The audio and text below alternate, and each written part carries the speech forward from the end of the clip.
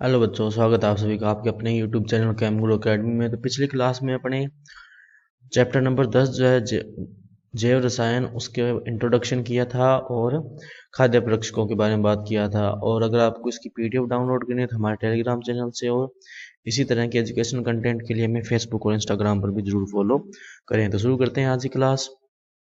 आज हमारा जो टॉपिक रहेगा वो रहेगा कार्बोहाइड्रेट। टॉपिक कौन सा होगा?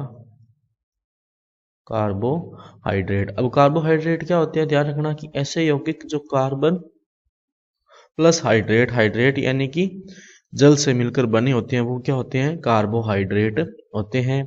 बात करें अगर इसके सूत्र की, तो कार्बोहाइड्रेट का सूत्र आप ध्यान रखना क्या होता है? CxH2O CxH2O।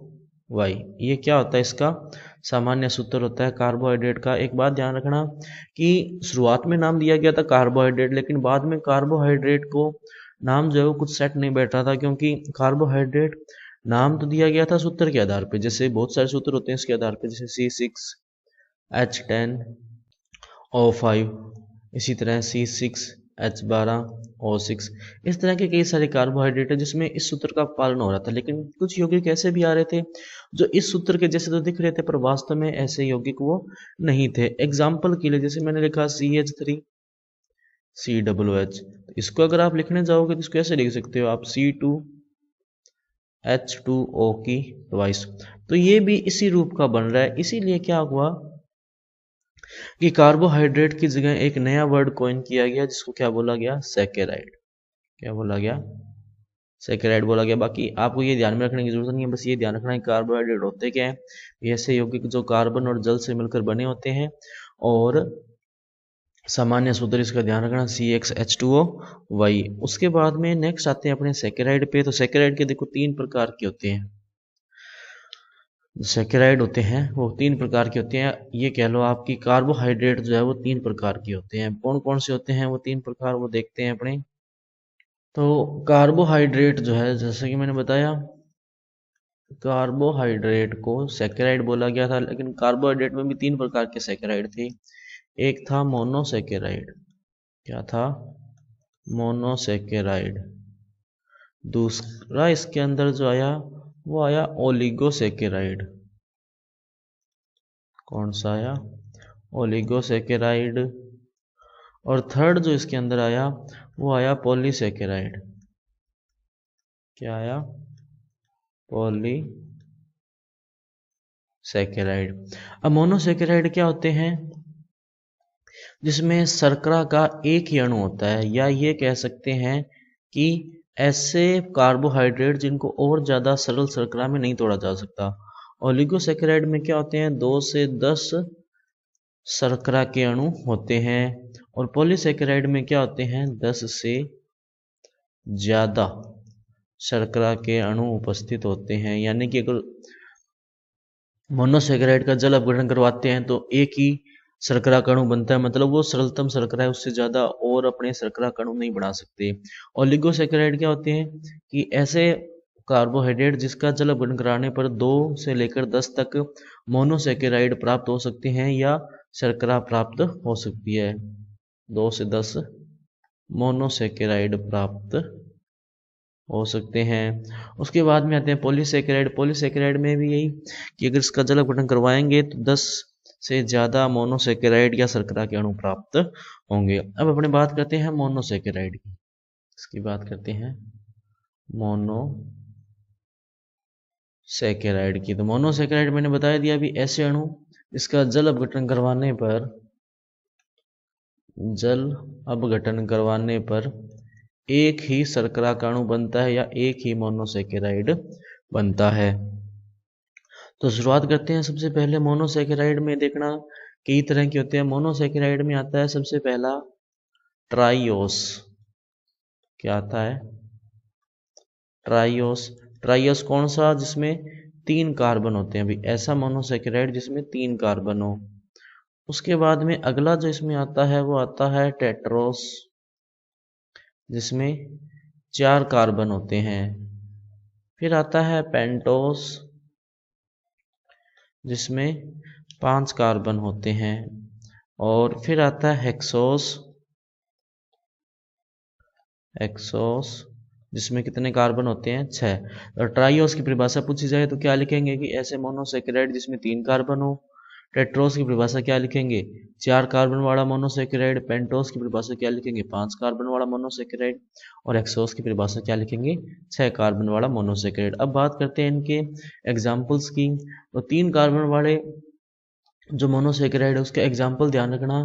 एक तो इसके अंदर आता है गिल्सरेल्डिहाइड, गिल्सरेल्डिहाइड, पहला तो ये आ गया गिल्सरेल्डिहाइड। दूसरा इसके अंदर जो आता है वो आता है di hydroxy acetone, di hydroxy acetone. और ध्यान रखना जो ये वाले दोनों हैं, ये सरलतम मोनोसेकेराइड है। क्या है, सरलतम मोनोसेकेराइड। इंपॉर्टेंट बात है, ध्यान रखना। अगर क्वेश्चन पूछा जाए कि सरलतम मोनोसेकेराइड के नाम बताओ तो क्या होंगे, डाईहाइड्रोक्सी एसीटोन और गिल्सरेल्डिहाइड। उसके बाद में टेट्रोस के एग्जांपल की बात करें तो इसमें आएंगे एरिथ्रोस, एरिथ्रोस और एरिथ्रुलोस, एरिथ्रुलोस। उसके बाद में आएंगे 5 कार्बन वाले। तो 5 कार्बन वाले में आएंगे, एक तो आएगा राइबोस और दूसरा आएगा D oxy ribose, deoxy ribose. उसके बाद में आते हैं हेक्सोस। हेक्सोस में ध्यान रखना 3 आते हैं, कौन कौन से, फ्रक्टोज, फ्रक्टोस, ग्लूकोज और गैलेक्टोस। ये 3 आते हैं किसमें, हेक्सोस शर्करा में। अच्छा, इसमें एक दो बातें और ध्यान रखना, क्या कि जब फ्रक्टोस होता है उसमें कीटोन ग्रुप होता है और इन दोनों में एल्डिहाइड ग्रुप होता है। कौन सा ग्रुप होता है, एल्डिहाइड होता है। इसीलिए फ्रक्टोज को तो बोलते हैं अपने कीटोहेक्सोस, कीटोन क्योंकि ग्रुप पर कार्बन 6 हैं तो नाम क्या आ गया, कीटोहेक्सोस। और इसका जो नाम आता है इन दोनों का वो क्या आता है, एल्डो हेक्सोस। क्या नाम आता है, ध्यान रखना बच्चों, एल्डो हेक्सोस। और एक और बात ध्यान रखना कि मोनोसेकेराइड जो होते हैं उसमें अनुलग्न क्या लगता है, अनुलग्न मतलब वो वर्ड जो नाम के लास्ट में लगता है वो लगता है एस। क्या लगता है, ओस, सॉरी एस नहीं, ओस लगता है वर्ड, ध्यान रखना, ओस वर्ड यूज होता है, ओस अनुलग्न इसमें यूज होता है, ओ एस ई। ठीक है, ये हो गया मोनोसेकेराइड के बारे में। और ये इसमें ध्यान रखना, इसका पूरा डिटेल हो गया, मोनोसेकेराइड के अंदर इतना ही आएगा। एक और बात रखना, मोनोसेकेराइड का सूत्र भी ध्यान रखना, CH2O की पावर n। ठीक है, ये मोनोसेकेराइड का सामान्य सूत्र हो गया। उसके बाद में मोनोसेकेराइड के बाद में अगला अपने करते हैं ओलिगोसेकेराइड। क्या आता है, ओलिगोसेकेराइड। ओलिगोसेकेराइड क्या होते हैं, जिसके अंदर 2 से लेकर 10 तक मोनोसेकेराइड होते हैं या शर्करा के अणु उपस्थित होते हैं, उसको क्या कहा जाता है, ओलिगोसेकेराइड। क्योंकि ओलिगो का मतलब क्या होता है, ओलिगो जो वर्ड होता है उसका मतलब होता है FU यानी कि कुछ। ठीक है, अब ओलिगोसेकेराइड में भी देखो कई सारे हैं, कौन कौन से हैं। सबसे पहले ओलिगोसेकेराइड में जो आता है वो आता है डाइसेकेराइड। क्या आता है, डाई सेकेराइड। फिर अगला जो इसके अंदर आता है वो आता है ट्राइसेकेराइड। ट्राइसेकेराइड के बाद में अगला जो इसके अंदर आता है वो आता है टेट्रासेकेराइड। टेट्रासेकेराइड के बाद में अगला जो इसके अंदर आता है वो आता है पेंटासेकेराइड। क्या होते हैं ये, इनके बारे में करते हैं अपने 1 बाय 1 बात। डाइसेकेराइड, डाई का मतलब 2, तो डाइसेकेराइड का मतलब क्या हुआ, जो 2 मोनोसेकेराइड से बना होता है, 2 मोनोसेकेराइड से बना होता है। इसी तरह अगर मैं बात करूंगा ट्राइसेकेराइड की, तो ट्राइसेकेराइड जो 3 मोनोसेकेराइड से बने होंगे, टेट्रासेकेराइड जो 4 मोनोसेकेराइड से बने होंगे, और पेंटासेकेराइड जो 5 मोनोसेकेराइड से बने होंगे। तो जो 5 मोनोसेकेराइड से बने होंगे, टेट्रासेकेराइड 4 मोनोसेकेराइड से, और ट्राइसेकेराइड जो है वो 3 मोनोसेकेराइड से बने होंगे। अब अपने बात करते हैं इनके एग्जाम्पल की। तो देखो क्या होगा, डाइसेकेराइड जो है ना, ये थोड़ा इंपॉर्टेंट है इसमें। तो डाइसेकेराइड के बारे में अपने मेन बात करते हैं। तो डाइसेकेराइड के अंदर 3 एग्जाम्पल आते हैं। कौन कौन से? एक आता है सुक्रोज, दूसरा इसके अंदर आता है माल्टोस, और तीसरा इसके अंदर आता है लैक्टोस। ठीक है। और सुक्रोज किससे बना होता है? ग्लूकोज प्लस फ्रक्टोज से। माल्टोज किससे बना होता है? ग्लूकोज प्लस ग्लूकोज से। और लैक्टोज किससे बना होता है? ग्लूकोज प्लस गैलेक्टोज से। ठीक है। और यहाँ पर जी का मतलब तो क्या है? ग्लूकोज। एफ का मतलब क्या है? फ्रक्टोज। और ये स्मॉल वाले जी का मतलब क्या है? गैलेक्टोज। क्या मतलब है इसका? गैलेक्टोज। अच्छा, सुक्रोज को ध्यान रखना, एक और नाम से भी जानते हैं। किस नाम से जानते हैं? ध्यान देना आप इसमें।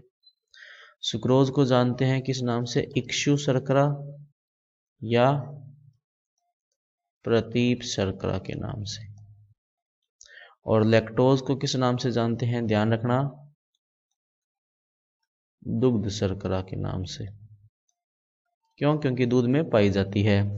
उसके बाद में बात करते हैं ट्राइसेकेराइड की। तो ट्राइसेकेराइड का देखो एग्जाम्पल कौन सा होगा? ट्राइसेकेराइड का जो एग्जाम्पल होगा वो होगा रेफिनोस। टेट्रासेकेराइड का होगा स्टेकियोस। और जो पेंटासेकेराइड है उसका होगा वर्बेस्कोज। वर्बेस्कोस। ठीक है। तो इसके एग्जाम्पल हो गया। अच्छा, डाइसेकेराइड जो इसका फॉर्मूला ध्यान रखना, इसका फॉर्मूला होता है C12H22O11। इसका मतलब ग्लूकोज का भी यही है फॉर्मूला, माल्टोज का भी यही है, और लैक्टोज का भी यही है। यहाँ पर एक बात ध्यान देना आप, कि जो दो मोनोसेकेराइड इकाइयाँ होती है, दो मोनोसेकेराइड इकाइयों के मध्य जो बंध बनता है, वो बंध कौन सा बनता है? दो मोनोसेकेराइड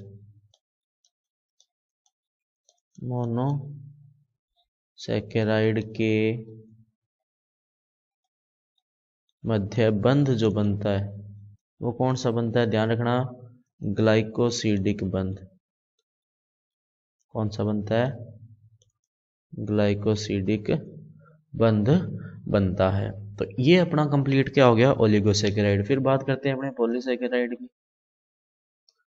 पॉलीसेकेराइड, तो पॉलीसेकेराइड का मतलब 10 से ज्यादा मोनोसेकेराइड जिसमें होते हैं, जिसमें 10 से ज़्यादा मोनोसेकेराइड होते हैं उसको क्या कहते हैं? पॉलीसेकेराइड कहते हैं। और पॉली का मतलब ही क्या होता है? 10 से अधिक, या मतलब बहुत सारे। पॉली शब्द का मतलब होता है। अब पॉलीसेकेराइड में देखो दो हैं, एक तो सरल पॉलीसेकेराइड और दूसरे जटिल पॉलीसेकेराइड। सरल पॉलीसेकेराइड जैसे जो एक ही मोनोसेकेराइड से बने हों, एक मोनोसेकेराइड से बने हों, एक मोनोसेकेराइड से बने। अब यहाँ पर मैंने एक मोनोसेकेराइड बोला, एक मोनोसेकेराइड लिखा। एक मोनोसेकेराइड का मतलब है एक ही प्रकार के मोनोसेकेराइड की बात हो रही है। एक ही प्रकार के मोनोसेकेराइड की बात हो रही है, ना कि एक मोनोसेकेराइड की। मतलब जैसे मान लो ग्लूकोज है, तो ग्लूकोज के 2000, 3000, 10,000, 20,000 अणु जुड़ेंगे और जुड़कर एक बड़े अणु का निर्माण करेंगे, जिसको क्या बोला जाएगा? पॉलीसेकेराइड। तो अणु तो वो ग्लूकोज एक ही है, मतलब समान प्रकार का ही अणु है, लेकिन वो बार बार रिपीट होके एक बड़े अणु का निर्माण वो करता है। ध्यान रखना, पॉलीसेकेराइड जो होते हैं ये बहुलक होते हैं। बहुलक होते हैं किसके? या तो मोनोसेकेराइड के। किसके बहुलक होते हैं? ध्यान रखना, या तो मोनोसेकेराइड के या ओलिगोसेकेराइड के। ओलिगो सैकेराइड के ये क्या होते हैं, बहुलक होते हैं। अच्छा, सरल पॉलीसैकेराइड में नाम ध्यान रखना, ये हो गया स्टार्च, सेलुलोज, स्टार्च हो गया, सेलुलोज हो गया और ग्लाइकोजन हो गया। और ये तीनों बने किससे होते हैं, ध्यान देना, ग्लूकोज से। अगर क्वेश्चन पूछा जाए ना कि स्टार्च की एकलक इकाई क्या है, तो क्या होगी एकलक इकाई, ग्लूकोज होगी। इसी तरह सेलुलोज और ग्लाइकोजन की भी एकलक इकाई क्या होगी, ग्लूकोज। इसके अलावा एक और इसके अंदर आपके आता है, वो आता है इनुलिन। और इनुलिन भी एक बहुलक है, ये किससे बना होता है, फ्रक्टोज से। किससे बना होता है, फ्रक्टोज से बना होता है, क्योंकि ये बुक में भी दिया हुआ है, आपके ध्यान रखना कि इनुलिन जो है वो बहुलक है एक किसका, फ्रक्टोज का। तो ये भी ध्यान रखना कि इनुलिन किसका बहुलक है, फ्रक्टोज का बहुलक है। फिर आते हैं अपने जटिल वाले पे। तो जटिल वाले में बस एग्जाम्पल ध्यान रखना है, लिग्निन हो गया, लिग्निन हो गया और पैक्टिन हो गया, ठीक है। ये हो गए, और मैंने बता दिया अभी ये बहुलक होते हैं। और एक बात ध्यान रखना कि पॉलीसैकेराइड जो होते हैं वो अक्रिस्टलीय होते हैं, अक्रिस्टलीय होते हैं, स्वादहीन होते हैं,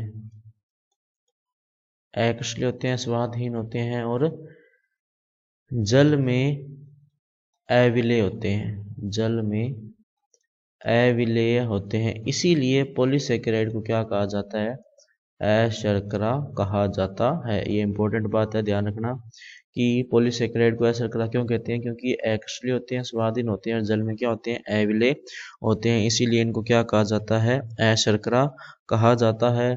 और उसके बाद में ध्यान रखना एक दो बातें आप, इसका सामान्य सूत्र क्या होता है पॉलीसैकेराइड का, ये होता है C6H10O5 की पावर n, और n का मान कुछ भी हो सकता है, फिक्स नहीं होता। तो ये क्या था, पॉलीसैकेराइड। अब इसके बाद में बुक में कुछ दे रखे हैं कि जैसे चावल में कितने % स्टार्च होता है, या जो कॉटन होती है या रुई होती है कपास, उसके अंदर कितने % सेलुलोज होता है, वो डेटा इसके अंदर दिया हुआ है। तो ये अपने को ध्यान में रखना है। अच्छा, एक बात और ध्यान रखना कि जो ग्लाइकोजन होता है इसको यकृत स्टार्च के नाम से जानते हैं, यकृत स्टार्च या जंतु स्टार्च, जंतु स्टार्च के नाम से जानते हैं, क्योंकि हमारे शरीर में जो ज़्यादा ग्लूकोज होता है या एक्स्ट्रा जो ग्लूकोज होता है वो ग्लाइकोजन के रूप में यकृत में सुरक्षित रहता है। जैसे ही हमारे शरीर को ग्लूकोज की आवश्यकता होती है, ग्लाइकोजन टूटता है और हमें ग्लूकोज प्राप्त हो जाता है। इसीलिए इसको क्या बोलते हैं, यकृत स्टार्च या लिवर स्टार्च, ठीक है। तो ये अपनी इसमें इसी के साथ अपने कह सकते हैं कि कार्बोहाइड्रेट वाला टॉपिक अपने क्या हो गया है, कंप्लीट हो गया। अगर आपका इससे रिलेटेड कोई डाउट या कोई सजेशन होता है तो आप कमेंट सेक्शन में पूछ सकते हैं। और अगर आप इसकी PDF डाउनलोड करना चाहते हैं तो आप हमारे टेलीग्राम चैनल से डाउनलोड कर सकते हैं, जिसका लिंक जो आपको नीचे डिस्क्रिप्शन में मिल जाएगा। और इसी तरह के इंफॉर्मेटिव कंटेंट के लिए आप हमें इंस्टाग्राम और फेसबुक पर भी जरूर फॉलो करें, जिसका लिंक नीचे डिस्क्रिप्शन में दिया हुआ है। तो मिलते हैं अगली क्लास में, तब तक के लिए पढ़ते रहिए। नमस्ते।